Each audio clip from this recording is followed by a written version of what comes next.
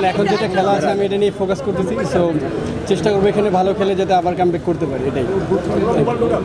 চিটং কিংসের জন্য খেলে আবার ন্যাশনাল টিমে ঢুকিয়ে দিব ইনশাআল্লাহ। চট্টগ্রামের মাঠকে সবসময় লাকি গ্রাউন্ড বলা হয় ক্রিকেটের জন্য, তো আপনারা সেভাবে দেখছেন কিনা চট্টগ্রাম মাঠে খেলবেন? হ্যাঁ অবশ্যই, আমি তো সব গ্রাউন্ডই লাকি মনে করি যেন সবগুলোতে জিততে পারি। বিসমিল্লাহির রহমানির রহিম। আপনাদের সবাইকে ধন্যবাদ এখানে উপস্থিত হওয়ার জন্য। আমি স্পেশালভাবে ধন্যবাদ দিতে যাচ্ছি মাননীয় চট্টগ্রামের মেয়র সাহেবকে। উনি আমাদেরকে এখানে উপস্থিত হয়ে এই বিপিএলের ট্রফির উন্মোদনে আমাদেরকে সহযোগিতা করছেন। আমি আপনাদের সবাইকে ধৈর্য ধরতে অনুরোধ করছি যে আমরা এখানে এসেছি, আমাদের একটি কার্নিভাল উদ্বোধনের কথা ছিল আগামীকালকে, তো এটা আমাদের হয়তোবা 1-2 দিন পিছাতে হবে, তো ইনশাআল্লাহ ওটা নিয়ে কাজ চালু আছে। ওটা আমরা শিগগিরই ওই ওপেনিংয়ের ঘোষণা দিয়ে দিব ইনশাআল্লাহ। আপনাদের বেশি সময় আর নিব না, আমাদের মেয়র সাহেবেরও আরেক জায়গায় যেতে হবে, তো আশা রাখি আপনাদের যা যা প্রশ্ন থাকে আমরা ওগুলো উত্তর দিব। ধন্যবাদ। আসসালামু আলাইকুম। আপনাদের কারো কোশ্চেন থাকলে চট্টগ্রামেরই দল, চট্টগ্রামে আপনারা একই এসেছেন, কিন্তু নিজ শহরে এত অব্যবস্থাপনা আমরা দেখছি চট্টগ্রাম, বিশেষ করে শুরু থেকে নির্দিষ্ট সময় হচ্ছে না এবং নানা ধরনের অসঙ্গতিও দেখছি।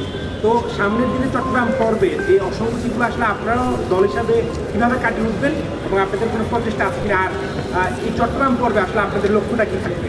আপনি যদি একটু স্পেসিফিকলি কাইন্ডলি বলতেন কি সমস্যার কথা, আমাদের কার্নিভালটা নিয়ে? না স্যার, বিসিবির এই বিপিএল নিয়ে অনেক অব্যবস্থাপনা আছে। ও আচ্ছা, এটা আসলে তো আমি বিসিবির পক্ষে উত্তর দিতে, আমি বোর্ডে চলে গেলে আপনি তখন আমাকে প্রশ্নটা করলে ভালো হয়।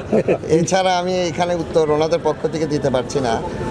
আর এটা কি তাহলে ওনাদের সাথে আপনারা কথা বলবেন কিনা? ওনারা সেভাবে এই যে আপনাদের আজকে একটা এখানে প্রোগ্রাম ছিল, গণমাধ্যম কর্মীদেরকে এখানে কথা বলবেন বলে আমরা এসেছি, কিন্তু এখানে যে আমরাও তো সেটা এখানে হয়তো জানতো না, এটা একটা মিসবিহেভ হয়ে গেছে, তো এটা নিয়ে আসলে আপনারা এটা অবশ্যই জানাবো, টাইম টু টাইম যা যা সমস্যা হয় আমরা ওনাদেরকে জানাতে থাকি।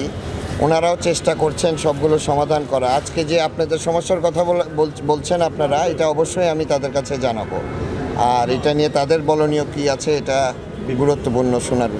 কনফারেন্স তো আপনাদের ছিল, নিশ্চয়ই আপনাদের আয়োজন ছিল, আপনাদের মিডিয়ার একটা টিমও আছে, তাদের মধ্যেও আমরা দেখছি সাংবাদিকদের সমন্বয়ে এক ধরনের সংকট দেখা গিয়েছে এবং নানা সময় তাদেরকেও পাওয়া যাচ্ছে না, তারা নির্ধারিত সময় জানাতে পারেনি।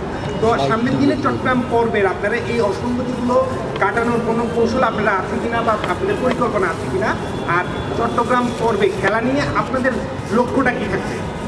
না, পরিকল্পনা তো অবশ্যই আছে, যদি সমস্যা আসে ওগুলো অবশ্যই সমাধান করতে হবে। সমস্যা তো আর ফেলে রাখা যাবে না, যা যা সমস্যা সামনে আসবে ওগুলো অবশ্যই সমাধান করেই আমরা আগে চলবো।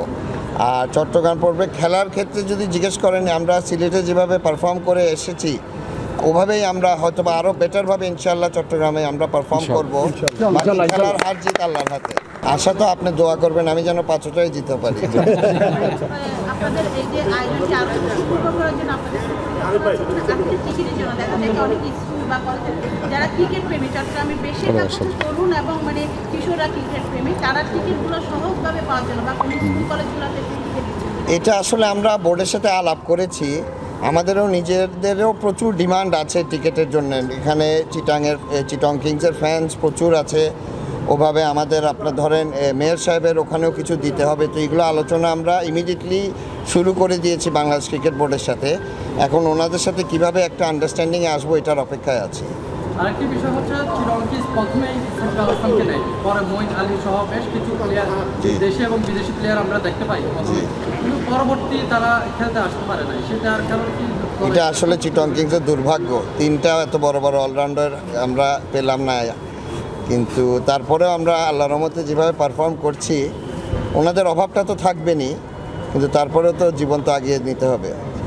নতুন আর কোনো প্লেয়ার যুক্ত করার চিন্তাধারা আছে না এই মুহূর্তে নেই, আর কারণ প্লেয়াররাও সব বিদেশে যারা আছেন তারা ব্যস্ত আছে, আর সাকিব আল হাসান যেহেতু লোকাল একজন প্লেয়ার, ওনারটা তো পূরণ করা এত সহজ কাজ না।